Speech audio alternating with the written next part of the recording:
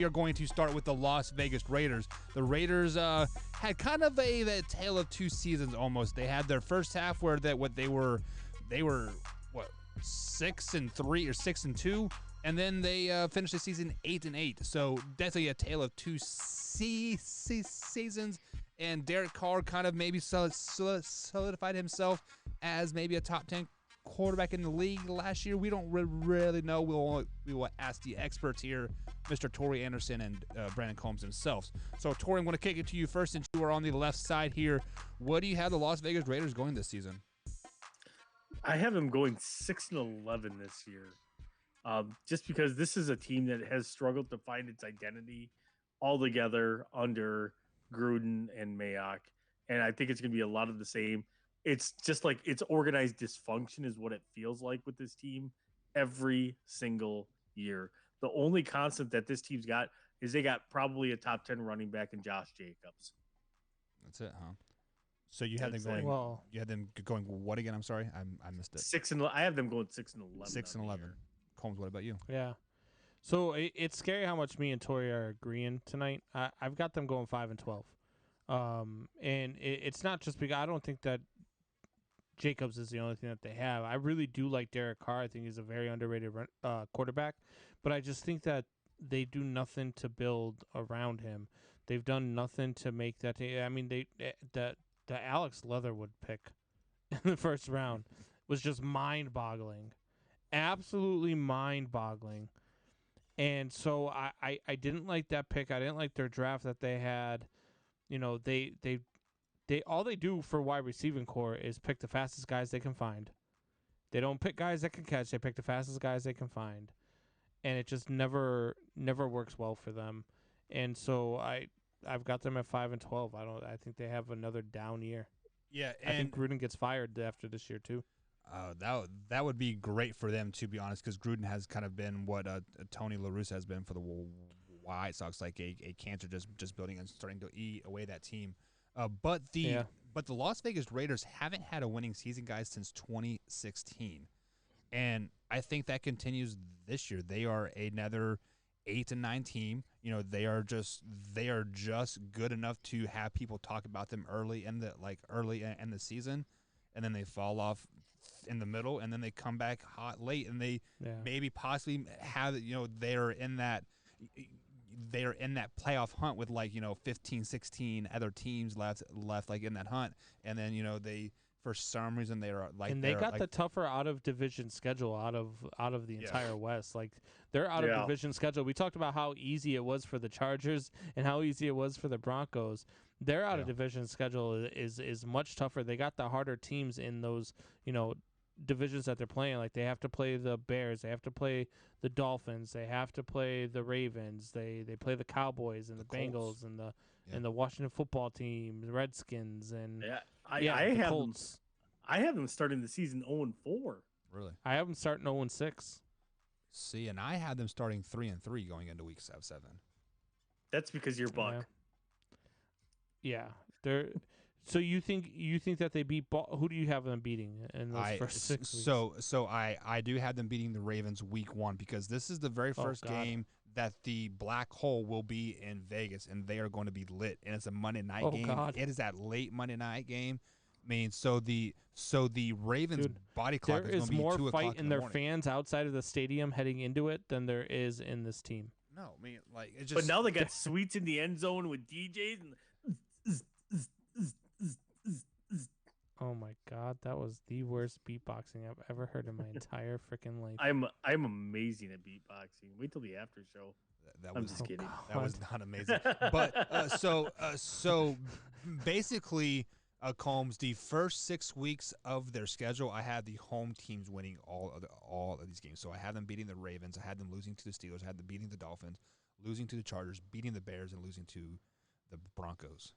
Dude, first of all, they're not better than the Ravens. The Ravens are infinitely better. Yes, the Pittsburgh Steelers are going to have a down. But Pittsburgh Steelers are going to have a down year, but it's in Pittsburgh.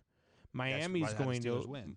Yeah, Miami's going to beat them because Miami's better than them in all phases of the game. The Chargers obviously beat them. The Bears come into I don't care who their quarterback is. The Bears are a better team than the Raiders too. See, and I know where Buck's going to go, and I'm going to semi agree with him that those could swing because of those East Coast, West Coast games. That time difference always is a little bit killer. Yeah. And so but the reason I think that the Ravens take them in week 1 is because they're going to be out there early for that game. Again, because it is a Monday night game. They're still going to go out there on a Wednesday. By the time the game rolls around on Monday, they'll be adjusted to that time difference. Yeah. So possibly, but like it's usually 3 to 4 days. Yeah, it is. And the reason why I think game. it's less of a problem for East Coast to go to West Coast than West Coast to go to East Coast, because the East Coast teams go to the West Coast. They play the 4:00 start on the West Coast, which is a 1:00 start on the East Coast, which is the time they're used to starting anyway. So I think it's less of a problem for the East Coast teams to go to the West Coast, especially when the West Coast team is not as good as they are. So Tori, as I do agree with your time zone change there, like got it, like that was not a factor into my week 1 game. My factor was simply the fans, because Vegas allowed 0 fans in the stadium all year. So this is their grand opening for that, was it $3 million or $3 billion stadium that they built a Monday night.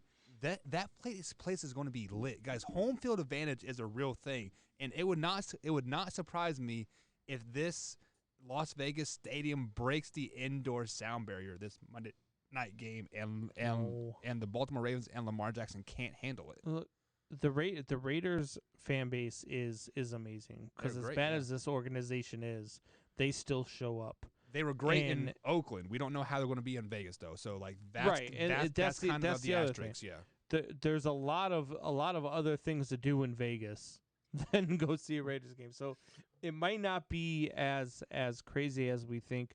I don't know. I don't think that it's same thing with we talked about this with Detroit. You talked about the Detroit home field advantage, and I asked what home field advantage they were.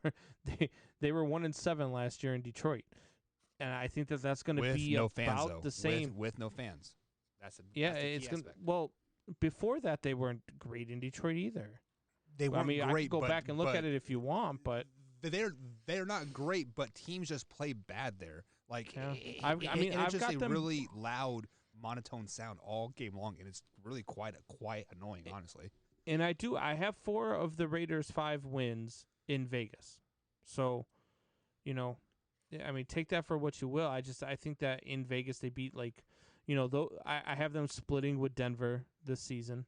And I have, week 17 could be an interesting one when they play Indianapolis. Is Indianapolis still playing their guys? Are they resting their guys? I have them splitting with the Chargers this year. I have them winning a whole game versus the Chargers, but that Chargers home game is in week 18. And by that time, I think the Chargers have the division wrapped up. So, yeah. So the Chargers winning the okay. Spoiler alert there. Oh, spoiler alert. My bad. So looking at the Raiders schedule here, you don't have them doing very good this season. But what game do you have circled? So for the Raiders, I think it's going to be that week 7 game. That's when I have them getting their first win. I think that they actually win 2 out of the next 3, and they could possibly win 3 in a row, because I think that Giants game is a toss-up after the bye week. But I think that week 7 game could be that time where they finally get over the hump and they finally get a W in their pocket.